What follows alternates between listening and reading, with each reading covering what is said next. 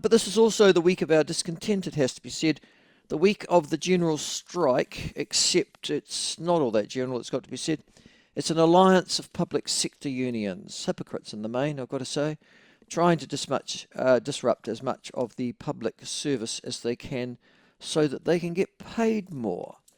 Teacher unions, nurse unions, public sector doctor unions, all suitably divorced from the private sector, it has to be said, and an understanding that New Zealand's economy is in such a bad shape, but they're not prepared to accept that they need to share in the suffering or the pain with the rest of us in the private sector.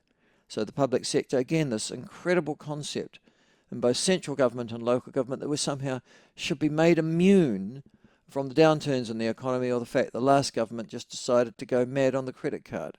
And as a consequence of that, no, we can't possibly share in that pain, or the rest of you, or straitened circumstances. We're in the public sector. We're important, you know.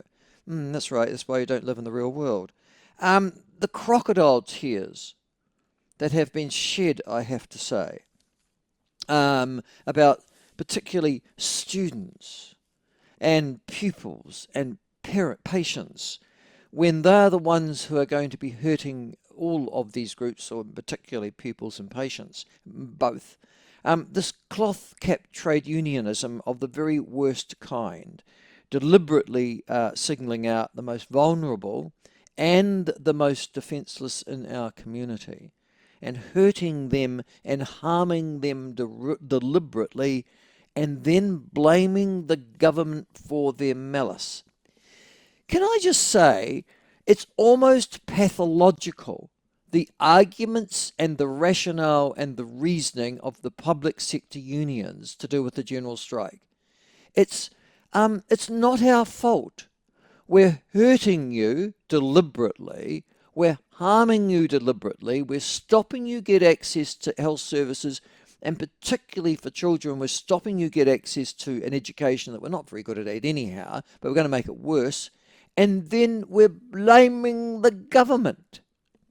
I mean, that is pathological, isn't it? Isn't there a syndrome at which mothers in particular decide to harm their children and then as a way of generating sympathy for themselves? What's it called?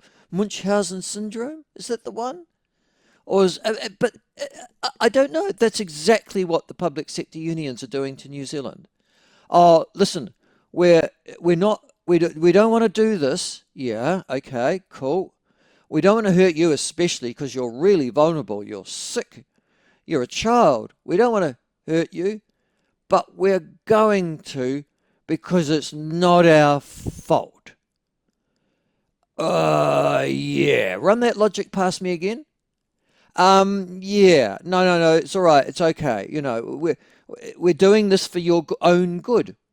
Because if we get paid more, yeah, then you'll be better off. Yeah, but you've just prodded me in the eye, cut me my arm, made sure I can't learn, denied me a specialist appointment, stopped my surgery on that particular day, and you're saying to me, it's all for my own good when really it's all about yours. I want to get paid more. Listen, the amount of money that they're being offered at the moment is roughly about the rate of inflation. It might be a point or two less.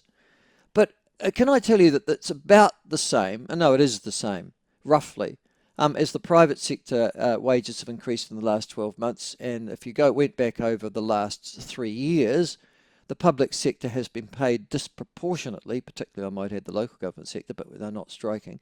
But the public, no wonder. But the local government public sector has been paid proportionately greater than the private sector has earned over the last 3 years. The private sector's doing it tough. We've got unemployment stats coming out this week, which will show that a larger number of New Zealanders are unemployed. But, and as Liam Dan pointed out in an outstanding piece of journalism, and can I give credit to Liam Dan from New Zealand Herald pointing out the underemployment rate's much greater. It's about 12 or 13% in this country. What's underemployment? It's when you're looking for a job that you want to be full-time, but you only get a part-time job or a casual job, right? So you're not regarded as unemployed because you are actually earning money from employment. So you don't end up in the unemployment stats, but you might only be working 5 or 6 hours a week. Or you might be working part-time when you were made redundant from a full-time job, that sort of thing. It's called underemployment. And that's about 12 or 13% in this country. The unemployment stats coming out this week, the economy's still in a funk. The only reason that we're keeping our heads above water is, thank God, due to farmers, and private sector tourism operators in this country. They're the ones that are generating the export revenue and a good measure of the taxation as well. If it wasn't for it, but what have they got in common? Oh, that's right, they all work in the private sector. I mean, the greed, the avarice, as I say, the almost pathological behaviour of public sector trade union chiefs over the last week and heading into Thursday, the extraordinary divorce from reality that the public sector has in comparison to the private sector, it's almost like mass idiocy. It's almost as if, yes, but the rest of it doesn't matter if the rest of the economy is, tanking and burning, stuttering along, kept alive by the rural sector of this country and a series of very, very, very effective tourism operators.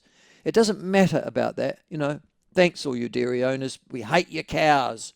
That's the sort of cry that comes from the public sector mob in the Aucklands, Wellingtons, the Christchurches of this lot, and Dunedin for that matter. The reality is, these people want to be immune from the rest of the world, and we're not. The platform isn't, or any of the employees here. We're totally dependent upon the private sector and upon you that are listening or watching this at this point in time. Totally dependent upon the private sector. Every business out there, retail, small to medium enterprise, larger businesses, freezing works, which we're talking about that a little bit later on the show, for example, all utterly reliant upon our trading circumstance in the world, our economic value accordingly, and our jobs and our livelihoods and our pay rates completely dependent upon whether New Zealand's economy is performing. But the public sector of this country, nope, we should be immune from this. And then I like the argument, well, I don't like it because, I like it in the sense that I like going to, if I was a 19th century, I guess, middle-class person, I would like visiting Bedlam. But I like the argument because I'm going to see mad people, and I'm watching mad people now from the PPTA and the NZEI, but the PPTA in particular. I like the argument they use. We should be paid more because some of our members are going to Australia. Okay. And we need to be valued more. So that we'll be better teachers in the classroom. Let me back up that logic. Can I please just say, if you get more money, so if we pay you, let's just say what you want, which is roughly about 5-6% for school teachers, if you get that more money, you'll be a better teacher in the classroom. Well, we could be. Well, you'll still be doing the same amount of administrative work.